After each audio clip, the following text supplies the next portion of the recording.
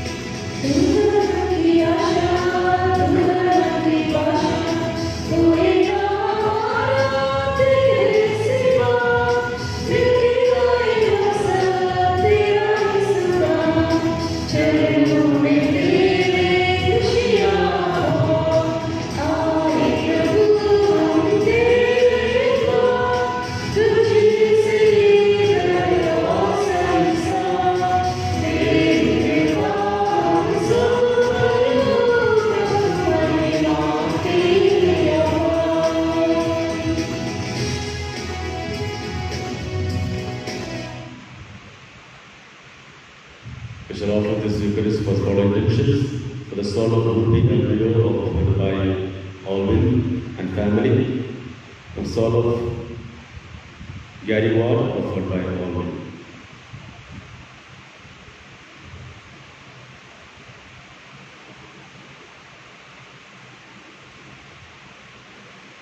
पिता और पुत्र और पवित्र आत्मा के नाम पर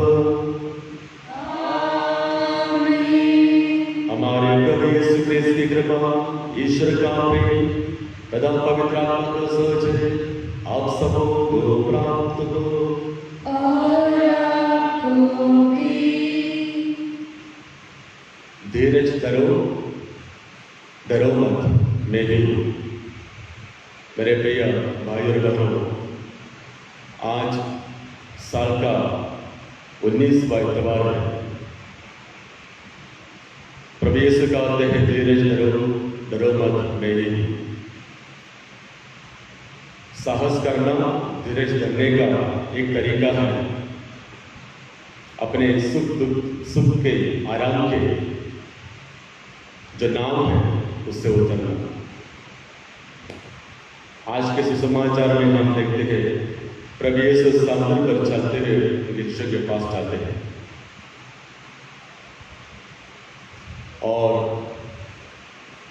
पेतरुस और शिष्य प्रभु को देखते हैं, समुद्र पर चल लाते हैं, वो डर जाते हैं, वो सोचते हैं कि वे प्रेत हैं। तब प्रभु कहते हैं, धीरज धरो, डरो मत, मैं ही हूँ।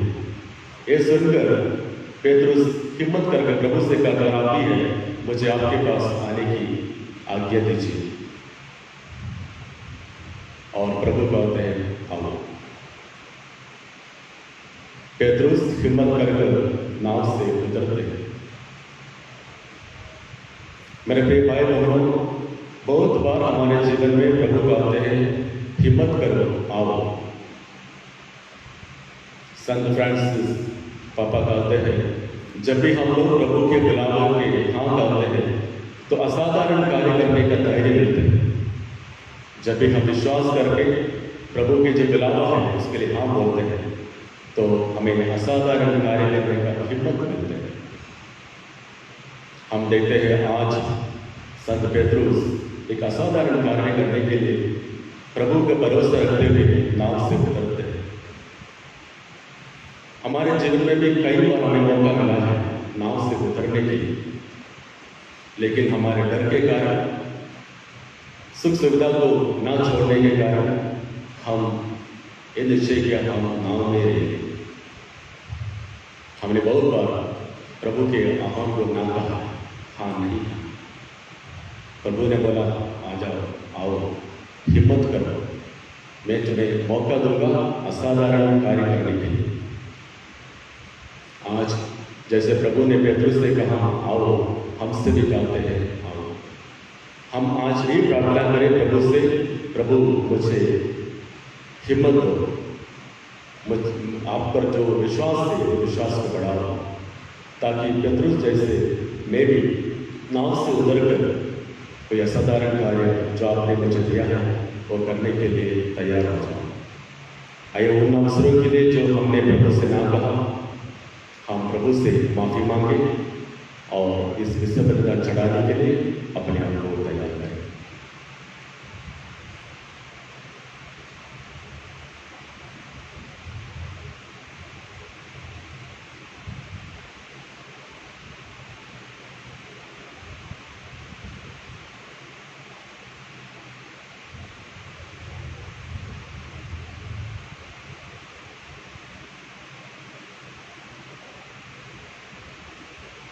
हम सब मिलकर बोले, हे भाइयों बहनों, मैं सर्वशक्तिमान ईश्वर और आप लोगों के सामने स्वीकार करता हूँ कि मैंने मन वचन कर्म से और अपना कर्तव्य को न करने से बार बार पाप किया है।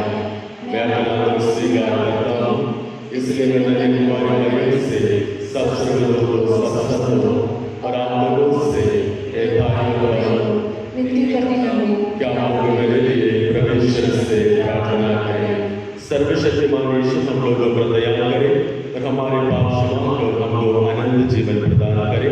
आमीन।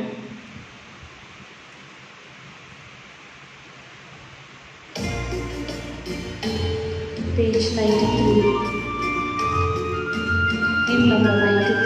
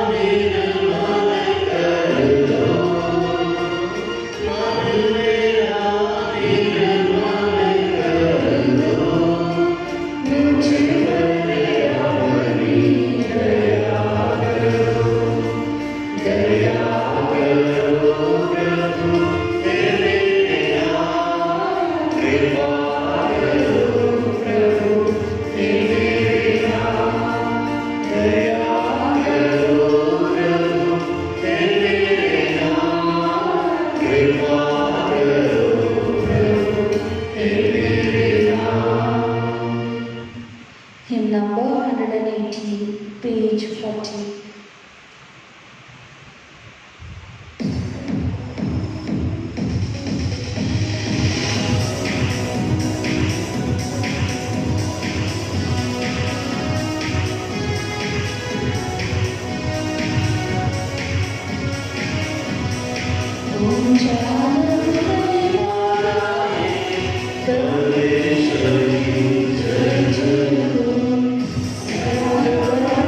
Thank you.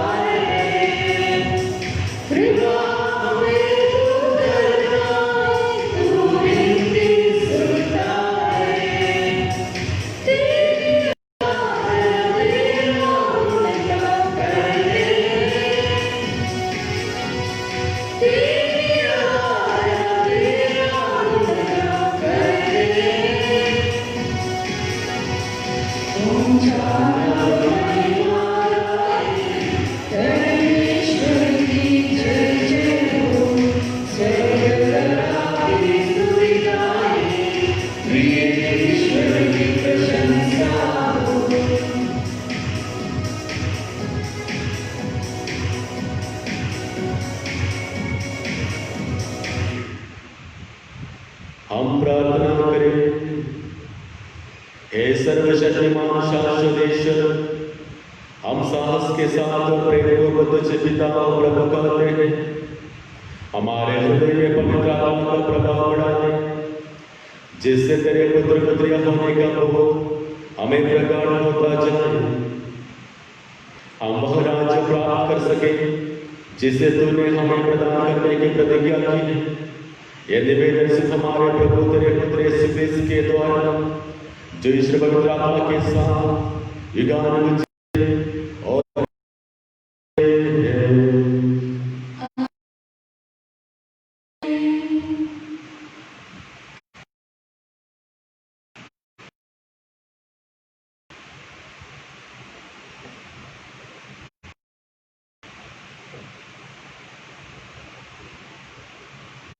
पहला पाठ, राजाओं का पहला ग्रंथ।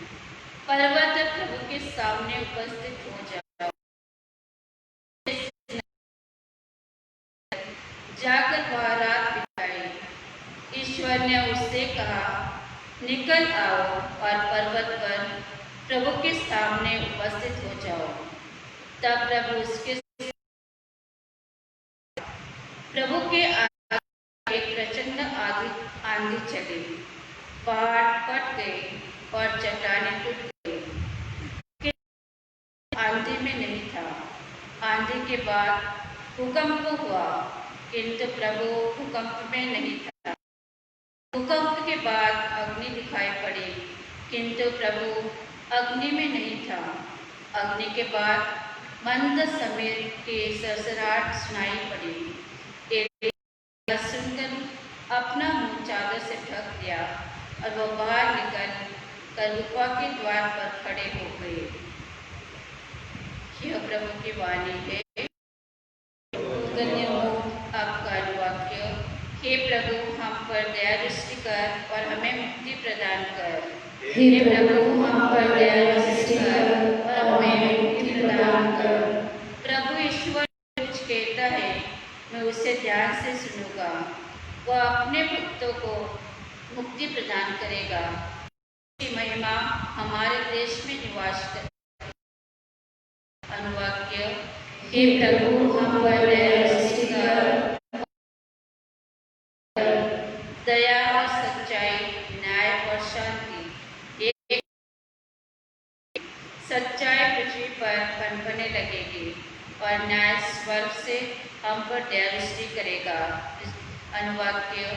हे प्रभु, हम पर दया दृष्टि कर और हमें मुक्ति प्रदान कर। प्रभु हमें सुख शांति प्रदान करेगा और पृथ्वी पर उत्पन्न करेगी।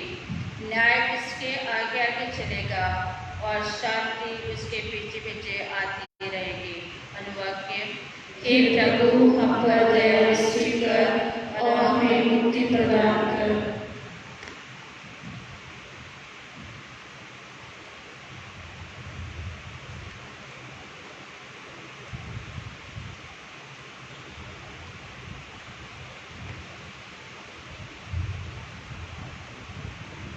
दूसरा पाठ, रोमियो के नाम संत पौलुस का पत्र। मैं मसीह के नाम सच कहता हूँ और मेरा अंतःकरण पवित्र आत्मा से प्रेरित होकर मुझे विश्वास दिलाता है कि मैं झूठ नहीं बोलता। मेरे हृदय में बड़ी उदासी तथा निरंतर दुख होता है। मैं अपने रक्त संबंधी भाइयों के कल्याण के लिए मसीह से वंचित हो जाने के लिए तैयार हूँ। मैं इस्राएली हूँ। ईश्वर ने उन्हें गोद लिया था। उन्हें ईश्वर के सानिध्य की महिमा, विधान संहिता, उपासना तथा प्रतिज्ञाएं मिली है। कुलपति उन्हें के है, मसीह उन्हीं में उत्पन्न हुए हैं। मसीह सर्वश्रेष्ठ है तथा युग युगों तक परम धन्य ईश्वर है। यहाँ प्रभु की वाणी है। ईश्वर को धन्यवाद। जय घोष। Page hymn number 263।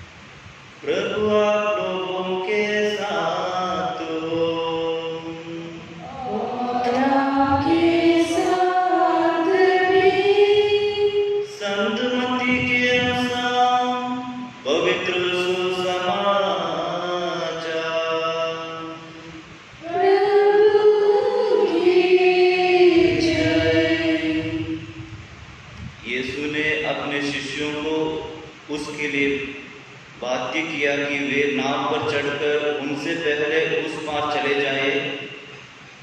इतने में वह स्वयं भीड़ को विदा कर देंगे। यीशु भीड़ को विदा कर एकांत में प्रार्थना करने के लिए पहाड़ी पर चढ़े। संध्या होने पर वह अकेले वहां थे। नाव उस समय तट से दूर जा चुकी थी। वह लहरों से डगमगा रही थी क्योंकि वायु प्रतिकूल थी। रात के चौथे पहर यीशु समुद्र पर चलते हुए शिष्यों के पास आए। जब उन्होंने यीशु को समुद्र पर चलते हुए देखा तो वे बहुत घबरा गए और यह कहकर यह कोई प्रेत है, डर के मारे चिल्लाने लगे। यीशु ने तुरंत उनसे कहा, धीरज धरो, मैं ही हूं, डरो मत। पेतरुस ने उत्तर दिया, प्रभु यदि आप ही हैं तो मुझे पानी पर अपने पास आने की आज्ञा दीजिए। यीशु ने कहा, आ जाओ। पेतरुस नाव से उतर गया और पानी पर चलते हुए यीशु की ओर बढ़ा, किंतु वह प्रचंड वायु देखकर डर गया और जब डूबने लगा तो वह चिल्ला उठा, प्रभु मुझे बचाइए। यीशु ने तुरंत हाथ बढ़ाकर उसे थाम लिया और कहा, रे अल्पविश्वासी, तुम्हें संदेह क्यों हुआ? वे नाव पर चढ़े और वायु थम गई। जो नाव में थे उन्होंने यह कहते हुए ईश्वर को धन्यवाद किया, सचमुच आप ईश्वर के पुत्र हैं। यह प्रभु यीशु का दिव्य सुसमाचार है।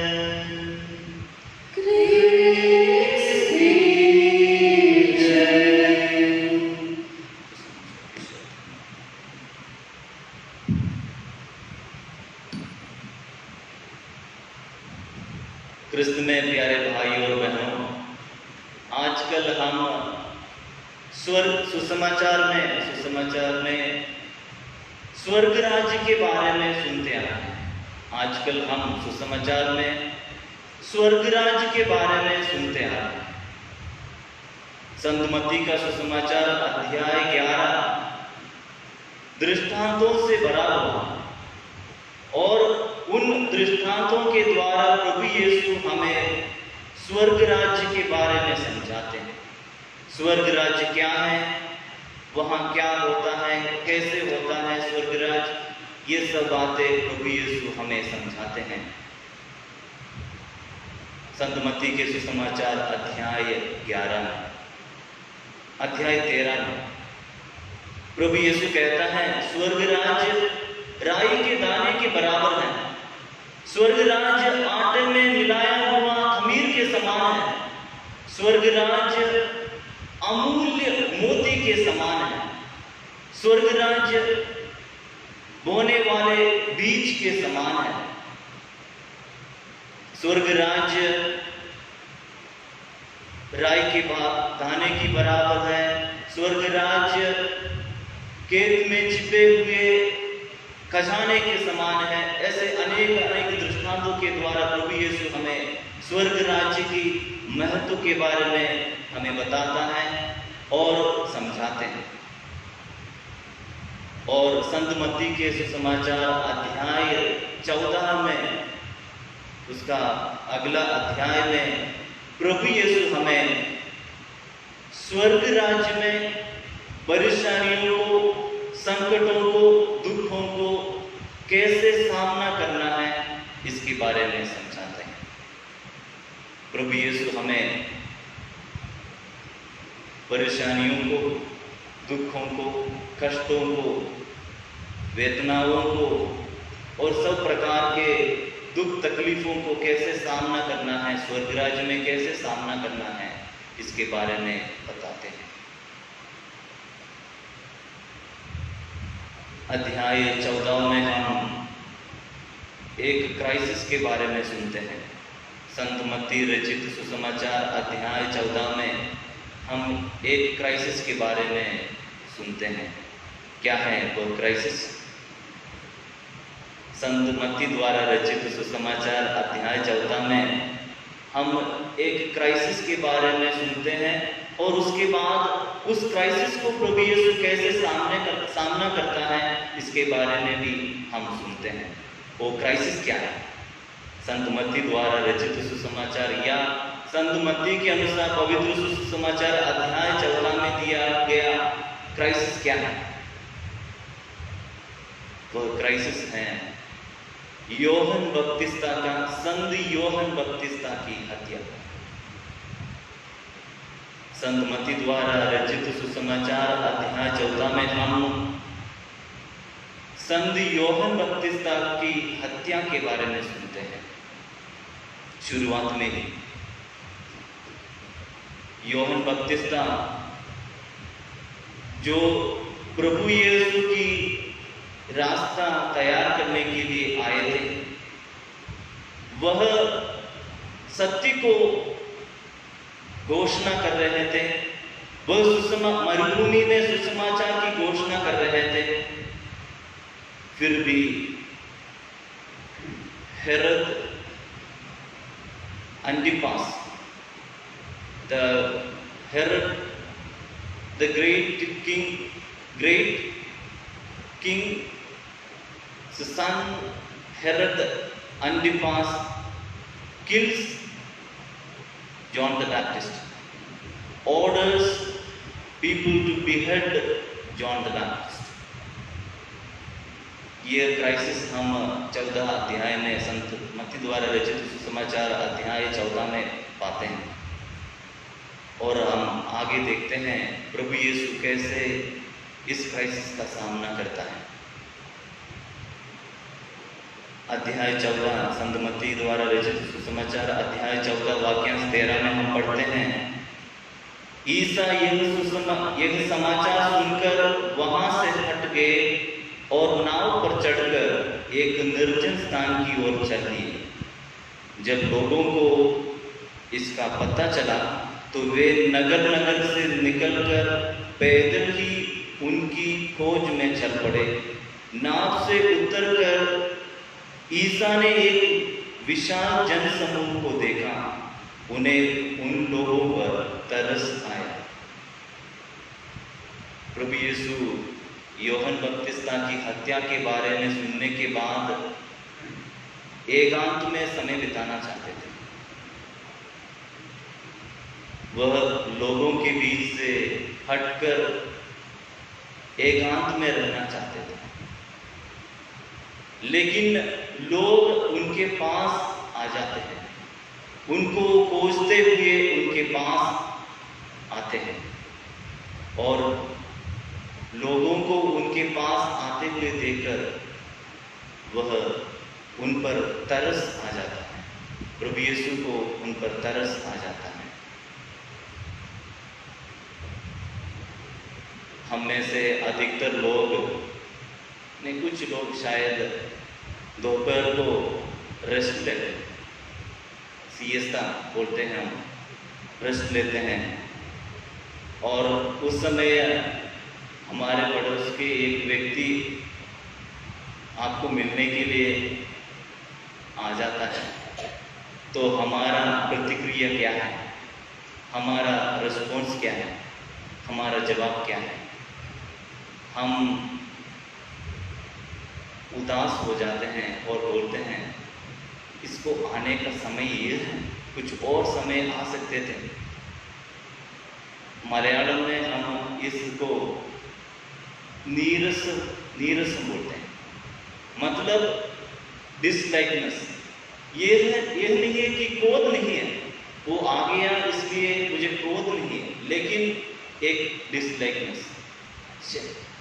दूसरा समय आ सकते थे, इसी समय आ गया जब मुझे रेस्ट लेना था, उसी समय आ गया। जब हमारे जीवन में परेशानी आ जाती है, दुख आ जाते हैं, तो हम सोचते हैं हम लोगों से थोड़ा हट कर रहना चाहते हैं। उस समय कोई आ जाता है कुछ मदद मांगते हुए, तो हम उदास हो जाते हैं। जब हमारी योजना, अब हमारी कार्य जो हम सोचते हैं वो कार्य हमारी योजना के अनुसार नहीं होता है, तब हम उदास हो जाते हैं। लेकिन प्रभु यीशु हमें एक शिक्षा प्रदान करता है। प्रभु यीशु अकेला होना चाहते थे। यूहन्ना बपतिस्ता की हत्या के बारे में सुनने के बाद वह अकेला होना चाहते थे, एकांत में कुछ समय बिताना चाहते थे। लेकिन लोगों को उनके पास आते हुए देखकर उन्हें उन लोगों पर तरस आता है। ये हमारे लिए एक शिक्षा है। आज के सुसमाचार के पहले हम सुनते हैं यीशु ने अपने शिष्यों को इसके लिए बाध्य किया कि वे नाव पर चढ़कर उनसे पहले उस पार चले जाएं। इतने में वह स्वयं भीड़ को विदा कर देंगे।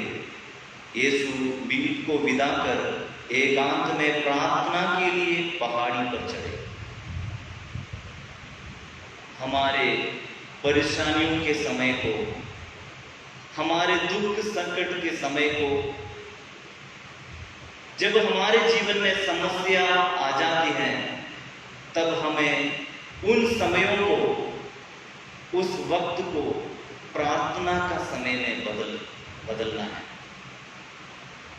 प्रभु यीशु शिष्यों को बोला नाव पर चढ़कर उस पार चले जाओ, और जो लोग उनके पास थे उन्हें भी उन्होंने भेजकर वो पहाड़ी पर चढ़कर प्रार्थना में समय बिताता है। क्राइसिस के समय को प्रभु यीशु प्रार्थना के समय में बदलता है। हमें भी इन अवसरों को प्रार्थना के अवसर में बदलना है। यह एक सच है कि हम अपने ताकत के साथ, अपनी शक्ति के साथ कभी परेशानियों का हल कर नहीं पाए। हमारे जीवन में जो परेशानी आती है, जो संकट आता है, उन सब संकटों का हल हम कभी निकाल नहीं पाएंगे। यह प्रभु की शक्ति से, प्रभु की कृपा से ही हो सकता है। उसका हल हम प्रभु में ही पाते हैं। उन परेशानियों का उद्देश्य हमें तभी पता चलता है जब हम प्रभु के साथ समय बिताते हैं। इसलिए हमें परेशानियों का समय, संकटों और दुखों का समय को प्रार्थना के समय में बदलने की जरूरत है। यह शिक्षा प्रभु यीशु हमें देता है। आगे हम पढ़ते हैं, आगे हम सुनते हैं कि प्रभु यीशु शिष्यों को जाने के लिए कहा और लोगों को भी भेज दिया, और उसके बाद वह पहाड़ पर चढ़कर प्रार्थना में लग जाते हैं। इस समय शिष्य लोग नाव पर थे और नाव डगमगा रही थी। ये समाचार कहता है कि आंधी आई और जिसके कारण, आंधी के कारण नाव डूबने को थे। जो शिष्य उस नाव में थे वो लोग डूबने वाले थे। लेकिन प्रार्थना करने वाले प्रभु यीशु को यह पता चला, इसलिए वह वहां से निकलकर शिष्यों के पास जाते हैं। रात के चौथे पहर यीशु समुद्र पर चलते हुए शिष्यों के पास आए। जब उन्होंने यीशु को समुद्र पर चलते हुए देखा तो वे घबरा गए और यह कहकर यह कोई प्रेत है, डर के मारे चिल्लाने लगे। प्रभु यीशु उनके समस्या के समय, उनके दुख के समय, उनके जब वे डरे हुए थे उस समय उनके पास गया, लेकिन वे सोचे कि यह प्रेत है। ये सोचकर कि यह प्रेत है, प्रेत है, प्रेत है बोलकर वे चिल्लाने लगे। हम भी अपने जीवन में दुख कष्टों को शैतान को दे देते हैं। जब दुख संकट हमारे जीवन में आते हैं तो हम बोलते हैं कि ये शैतान ने लाया। मेरा एक विश्वास मैं आपके साथ बांटना चाहता हूँ। मैं ये विश्वास करता हूँ कि ईश्वर की ज्ञान के बिना कोई संकट जो ईश्वर के साथ जुड़े रहते हैं उनके जीवन में नहीं आएगा। ईश्वर की आज्ञा के बिना, ईश्वर के ज्ञान के बिना कोई संकट, कोई परेशानी आपके पास नहीं पहुंचेगा। यह मेरा विश्वास है। शिष्यों के पास परेशानी थी, वह डूबने को थे,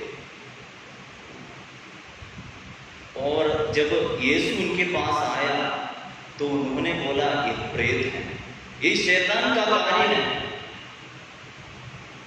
लेकिन प्रभु यीशु कहता है धीरज धरो, मैं ही, डरो मत।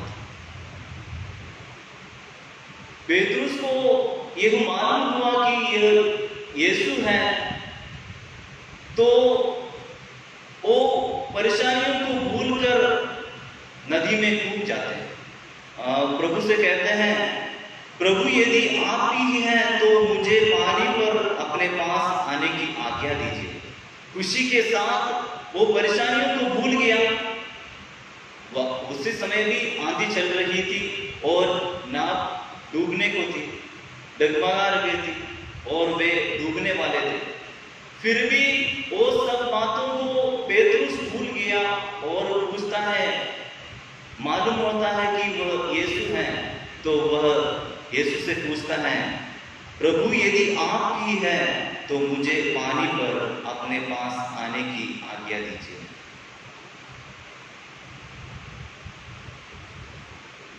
परेशानियां हमारे जीवन में आ सकती हैं, दुख संकट हमारे जीवन में आ सकता है, समस्या हमारे जीवन में हो सकता है, लेकिन हमें प्रभु यीशु को पहचानना है। उसके द्वारा प्रभु यीशु शायद हमें विश्वास में मजबूत करना चाहते हैं। उसके द्वारा प्रभु यीशु हमें उसकी ओर अग्रसर करना चाहते हैं।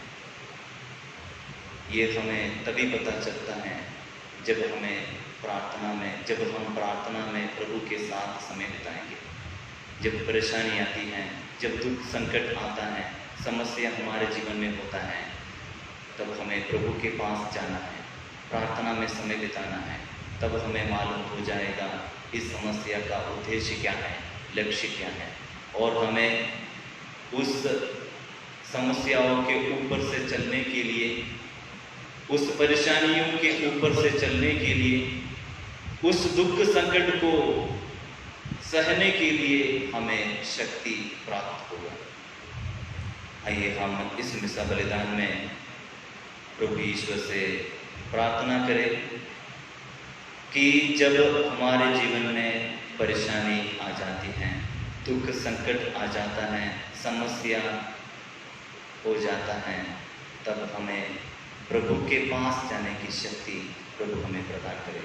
इस कृपा के लिए हम विशेष रूप से इस मिसा बलिदान में प्रार्थना करें।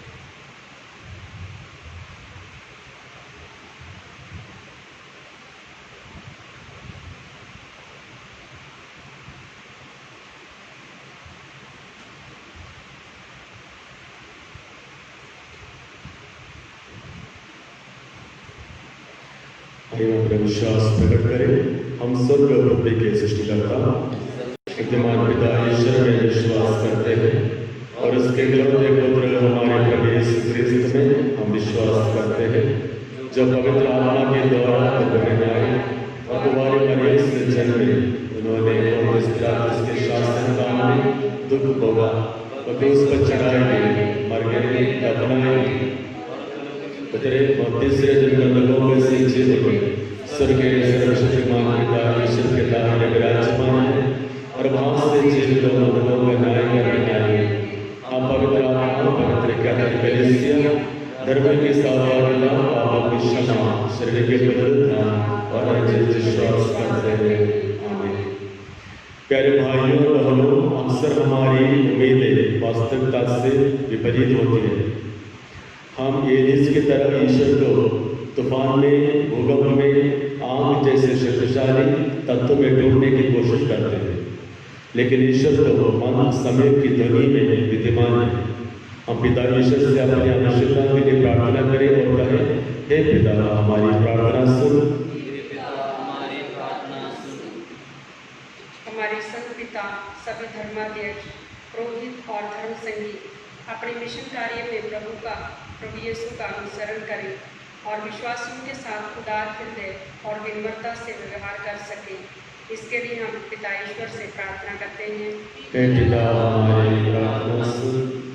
सार्वजनिक सेवा संस्थाओं में काम करने वाले लोग आम जनता की सेवा ईमानदारी तथा उदार हृदय से कर सकें, ताकि विपत्ति या कष्ट में पड़े लोग निर्भय होकर उनके संपर्क में आ सके। इसके लिए हम पिता ईश्वर से प्रार्थना करते हैं। हे पिता हमारी प्रार्थना सुन। सभी मसीही भाई बहनें किसी भी अज्ञात व्यक्ति, भाई बहन, माता पिता या पड़ोसियों के साथ अशिष्ट व्यवहार न करें, जिससे उनके मन या हृदय को दुख या पीड़ा पहुँचे, बल्कि उन्हें क्षमा कर उनके साथ एक नया रिश्ता जोड़ सके। इसके लिए हम पिता ईश्वर से प्रार्थना करते हैं। हे पिता हमारी प्रार्थना सुन। हम ख्रिस्तीय विश्वासियों के लिए प्रार्थना करें जो स्वयं में विश्वास की कमी पाते हैं, ताकि वे अपने विश्वास को आगे बढ़ाने के लिए प्रभु से प्रार्थना कर सकें। इसके लिए हम प्रार्थना करते हैं। हे पिता हमारी प्रार्थना सुन। इस पावन यूखरिस्ट समारोह में उपस्थित हम सभी विश्वासी अपना जीवन उदारता और निष्ठा के साथ जी सके। इसके लिए हम पिता ईश्वर से प्रार्थना करते हैं। हे पिता हमारी प्रार्थना सुन। आइए हम मनोकर अपने निवेदन प्रभु के समक्ष रखें। हम लोगों को याद करें जिन्होंने हमसे प्रार्थना की विनती की है, जिनको हमने वादा किया है हम प्रार्थना करेंगे, वो याद करें।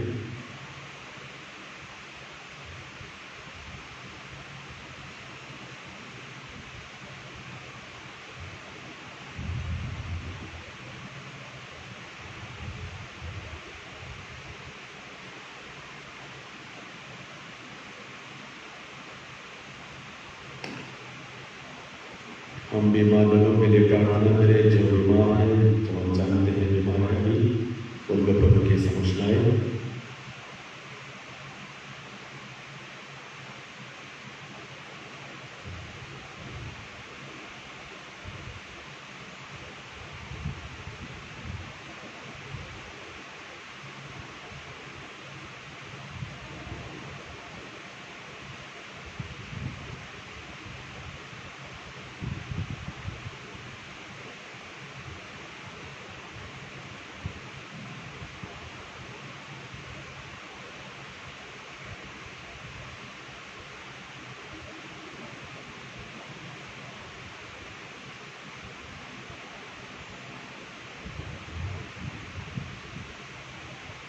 प्रार्थना करें जो केरल में कई राष्ट्र घटना हुई थी, उन लोगों को, उनके परिवारों को प्रभु ने शक्ति और सामना प्रदान करें।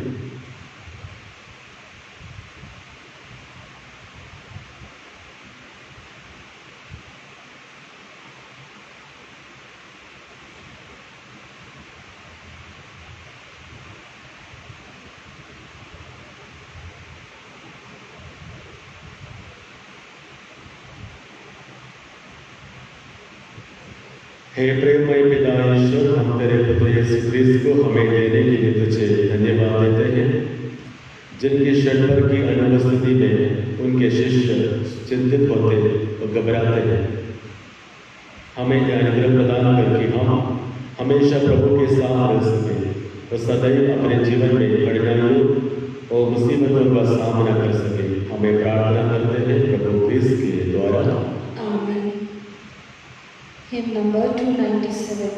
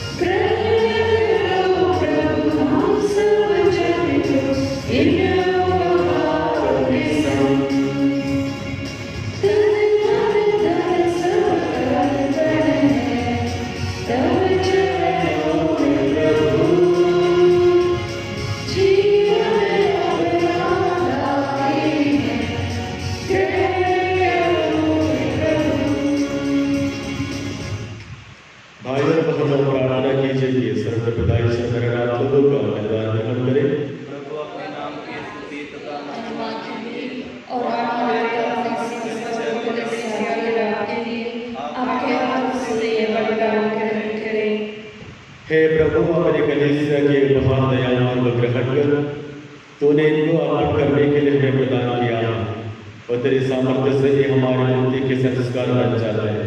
हमें प्रार्थना करते हैं अपने प्रभु ख्रीस्त के द्वारा। प्रभु आप लोगों के साथ हो और आपके साथ भी। प्रभु में मन लगाइए।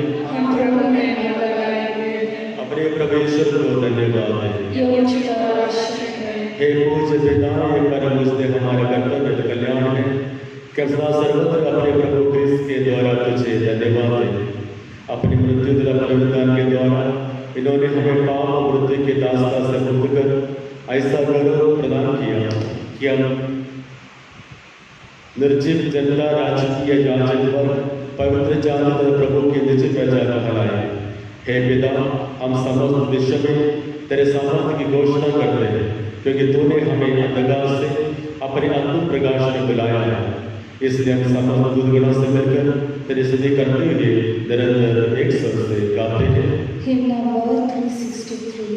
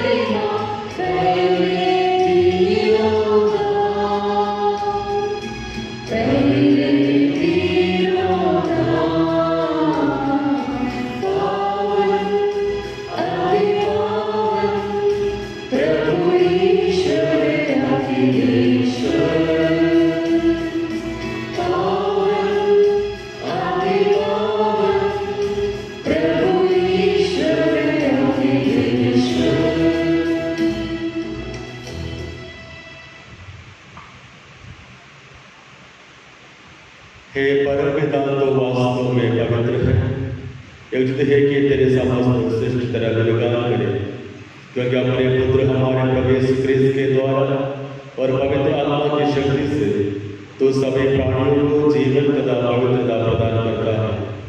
तो सब युगों में अपने प्रजा एकत्र करता है कि दसों दिशाओं में दिन रात तुझे दुर्बल बलि चढ़ता है। इसलिए हे पिता, हम तेरी दीन प्रजा तुझसे निवेदन करते हैं, हमारा महान पवित्र आत्मा की शक्ति से दयापूर्वक पवित्र कर, कि तेरे पुत्र हमारे प्रभु यीशु क्रिस्त का शरीर तथा रक्त बन जाए। उन्हीं की आज्ञा से हम यूकरिस्ट का समारोह मना रहे हैं।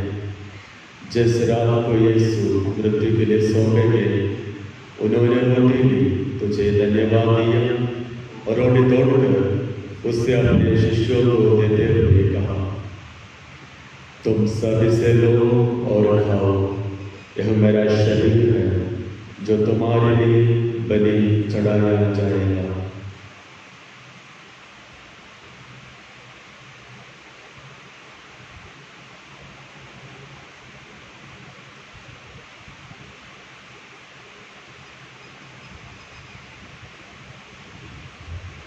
इसी भांति भोजन के बाद उन्होंने कटोरा लिया, तुझे धन्यवाद दिया और उससे अपने शिष्यों को देते हुए कहा, तुम सब इसे लो और पियो, यह मेरे रक्त का कटोरा है, नबी और अनंत स्तन का रक्त, जो तुम्हारे और सबके पापों की क्षमा के लिए बहाया जाएगा।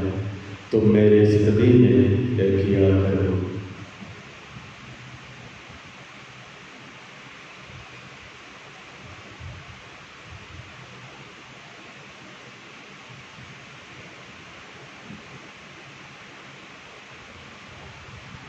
यह हमारे विश्वास का रहस्य।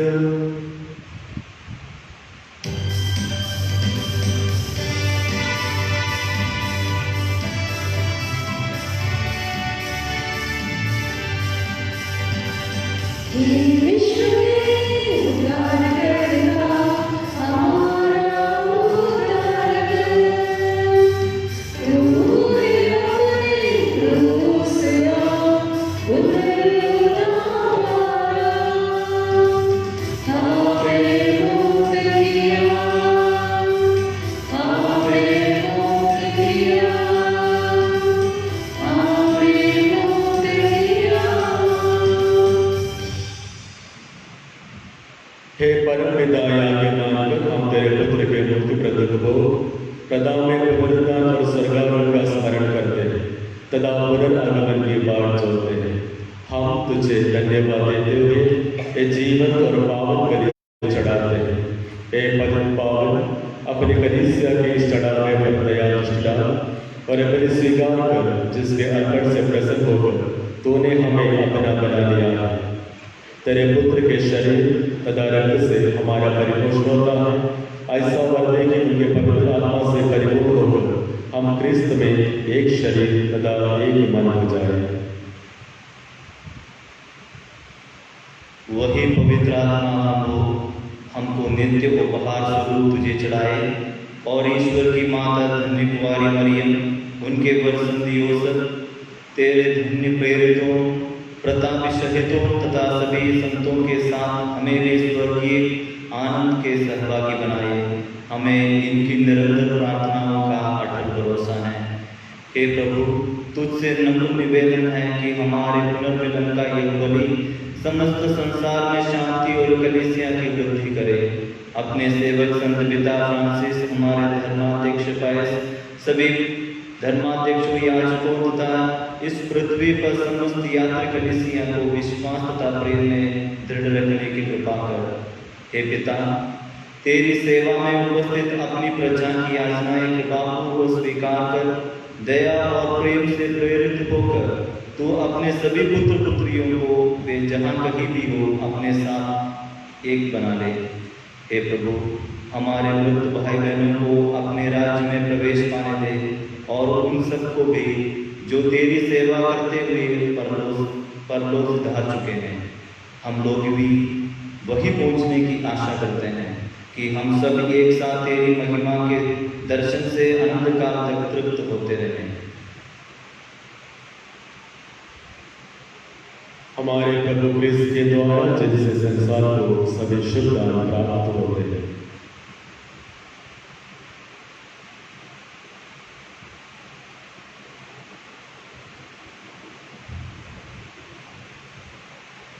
इन्हीं प्रभु क्रिस्त के द्वारा, इन्हीं के साथ और इन्हीं में हे सर्वशक्तिमान पिता ईश्वर, पवित्र आत्मा के साथ तुझे समादर तथा महिमा युगानुयुग मिलती रहती है।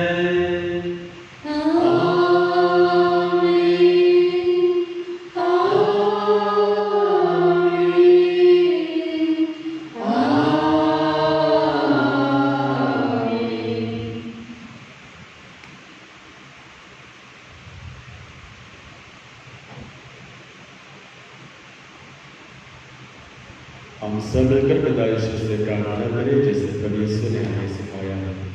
हे हमारे पिता जो स्वर्ग में है, तेरा नाम पवित्र किया जाए, तेरा राज्य आए, तेरी इच्छा जैसे स्वर्ग में वैसे पृथ्वी पर भी पूरी हो। हमारा दिन का आहार आज हमें दे और हमारा अपराध हमें क्षमा करो जैसे हम भी अपने अपराधियों को क्षमा करते हैं, और परीक्षा में न डालो परंतु बुराई से बचाओ। हे प्रभु, हम तुझसे प्रार्थना करते हैं सभी बुराइयों से हमें बचा और जब कृपा और शांति प्रदान कर हम तेरे दया से सदा पाप से दूर और हर वक्त सुरक्षित रहे और उस दिन की प्रतीक्षा करते रहे जब हमारा उद्देश्य क्रिस्त प्रकट होकर हमारी मंगलमय आशा पूरी करेंगे। तेरा राज्य, तेरा सामर्थ्य और तेरी महिमा अनंत काल तक बनी रहती है। हे प्रभु यीशु क्रिस्त, तूने अपने बेटों से कहा है, मैं तुम्हारे लिए शांति छोड़ जाता हूँ, अपनी शांति तुम्हें प्रदान करता हूँ। तो हमारे पापों पर नहीं, अपने कलीसिया के विश्वास पर दृष्टि डाल, उससे शांति तथा एकता प्रदान कर विज्ञान जीता और राज्य करता है। प्रभु की शांति सदा आप लोगों के साथ रहे। हम परस्पर शांति बन करें। ईश्वर के मेमने तो संसार के पाप कर लेता है, हम पर दया कर। ईश्वर के मेमने जो संसार के पाप कर लेता है, हम पर दया कर। ईश्वर के मेमने जो संसार के पाप कर लेता है, हमें शांति प्रदान कर।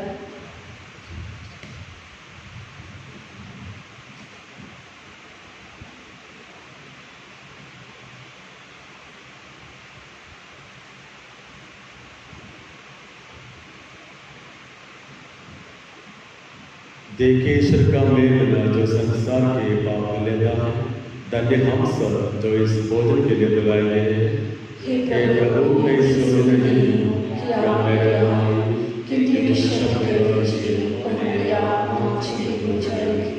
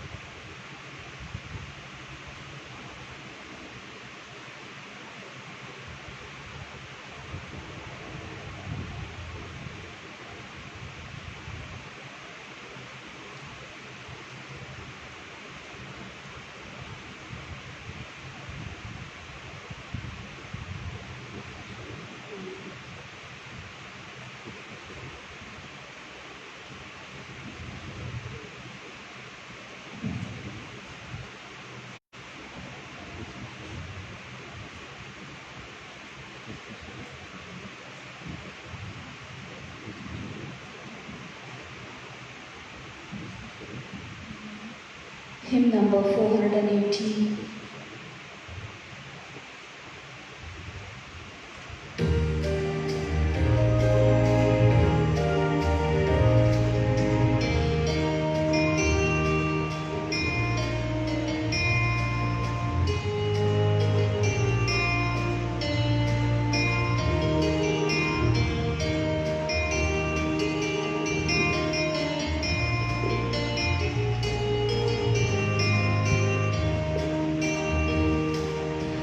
अपनी दिल में मुझको बसा ले, कर लो सागर दयानिदान। अपनी दिल में मुझको बसा ले, कर लो सागर दयानिदान।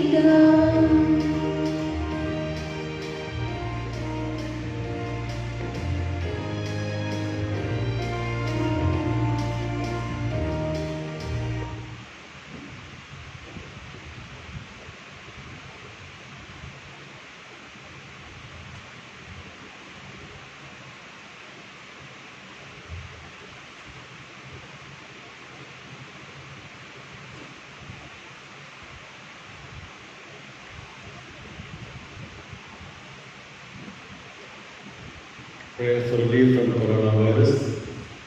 Almighty and merciful God, who showed your love to creation everywhere, hear graciously the prayers they make for all those affected by the coronavirus in various parts of the world.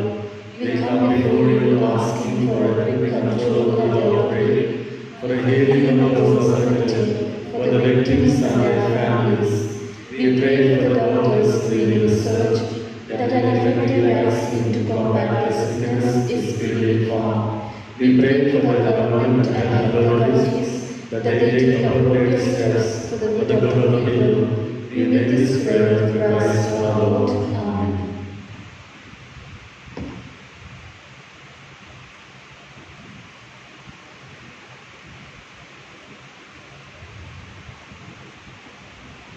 हम प्रार्थना करें। हे प्रभु, जो संस्कार हमने ग्रहण किया है वह हमारी मुक्ति करे और हमें तेरे सत्य की ज्योति से सुदृढ़ करे। हमें प्रार्थना करते हैं प्रभु ख्रिस्त के द्वारा। प्रभु आप लोगों के साथ हो और आपके साथ भी। सर्वशक्तिमान ईश्वर पिता पुत्र पवित्र आत्मा आप लोगों को आशीर्वाद प्रदान करें। आमीन। आप सभी जाने प्रभु की प्रेम जीवन बिताएं। ईश्वर को धन्यवाद। Him number 493।